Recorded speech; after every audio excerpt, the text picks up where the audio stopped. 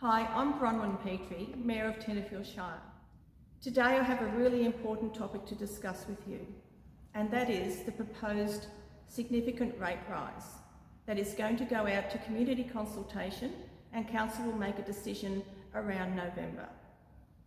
What's very important to remember though is you will have just received or will shortly receive your new rates and charges notice.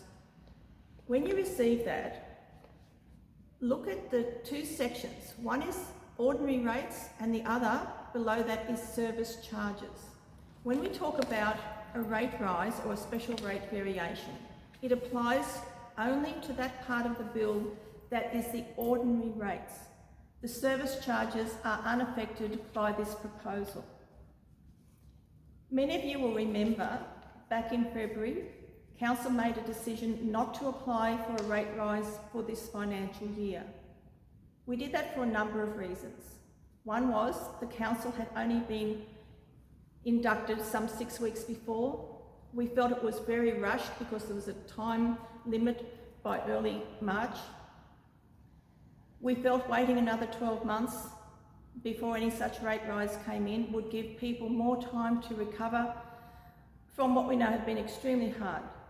Record drought, extensive bushfires, 3 to 4 significant storm and flooding events, and of course COVID, affecting everyone's incomes over the last few years.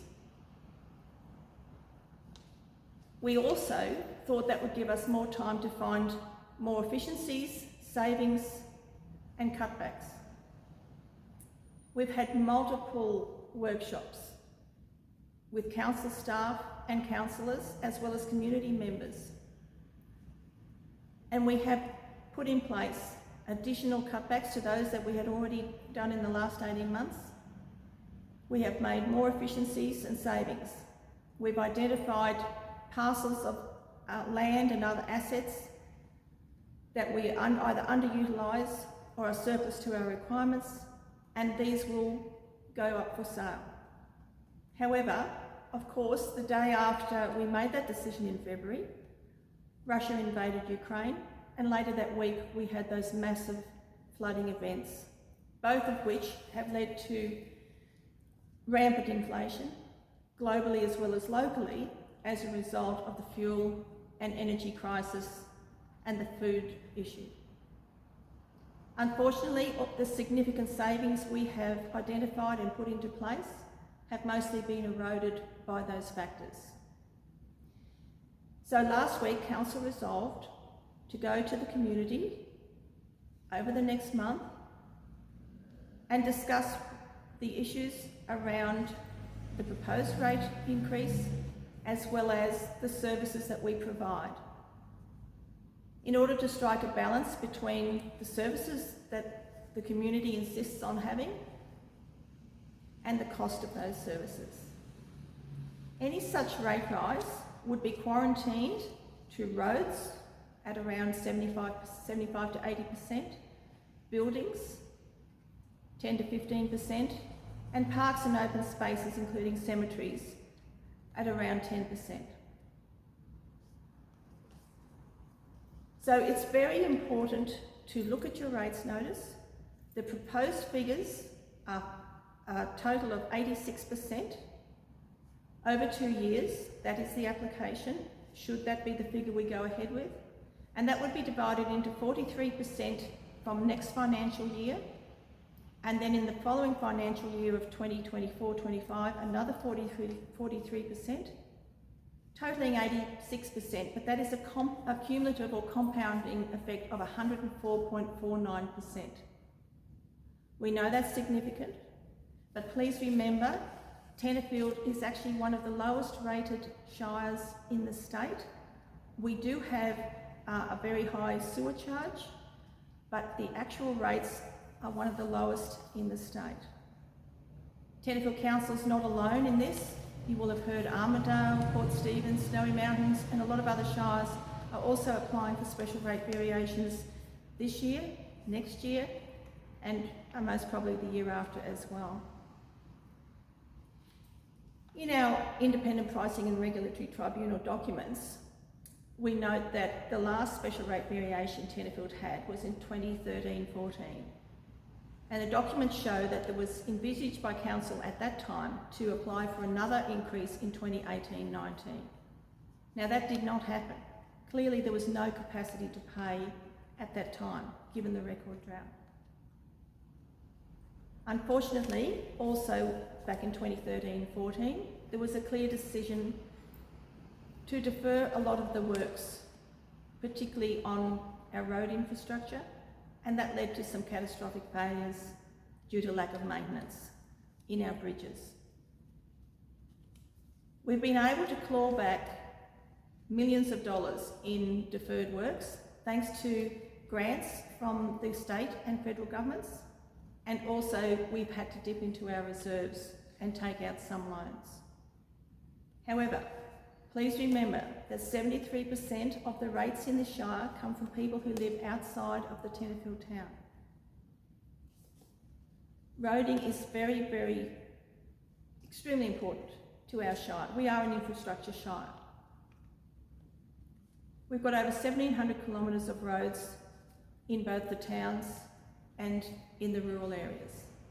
We need these to be in a safe condition for both our local residents and ratepayers and also our visitors. On a positive note, we continue to negotiate with the federal government and the state government.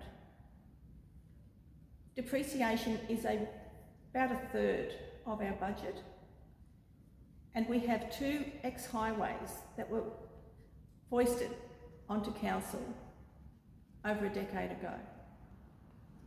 They cost us around $900,000 a year in depreciation. Our engineering team have put in an application to have both of these roads returned to the state government, and if so, if we are successful in that, that greatly reduces our costs. Our Tenterfield motions to the National General Assembly of all Australian councils in Canberra recently were fully accepted, and they were to increase the federal assistance grants back to 1.2% instead of just over half a percent they are now, and also to remove or greatly reduce the co-funding requirements for large projects for small shires like Tenterfield, or more importantly, small population shires like Tenterfield. We are a reasonably large shire in area. So moving forward, we will be announcing community consultations with you over the next month. You can also contact us online. The community consultations will be in the form of individual appointments or for groups, for small groups of people with our senior staff and councillors, and there will also be some public meetings. Public meetings will be limited because at the moment we are down nearly 20% in our staff numbers, and we simply don't have the staff to run the same type of consultations we had earlier in the year. But we are here to be open, honest, transparent and inclusive. We as councillors and council staff are well aware that many people are still recovering from the various disasters and COVID that have hit and impacted our Shire.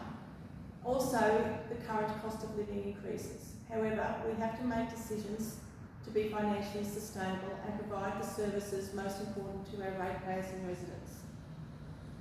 To put it into perspective, the proposed rate increase for the average Tenterfield residential is $5.41 a week in the first financial year and $7.84 a week in the second financial year. So that is a total of $13.25 a week over those first 2 financial years. I'm speaking with you today from our very important School of Arts Museum, the First National Trust Museum. And I'm reminded that Henry Parkes, his portrait behind me, in 1889 made his Tenterfield oration or Federation speech, where he called upon the then colonies to work together collaboratively for the greater good to form the Commonwealth or Federation of Australia. So I'm asking all of you in the community and our councillors and our council staff to work collaboratively while we work through these difficulties for the greater good, so that Tenterfield Shire can continue to thrive and prosper into the future, for the betterment of our ratepayers, our residents, our visitors and our future generations. Thank you.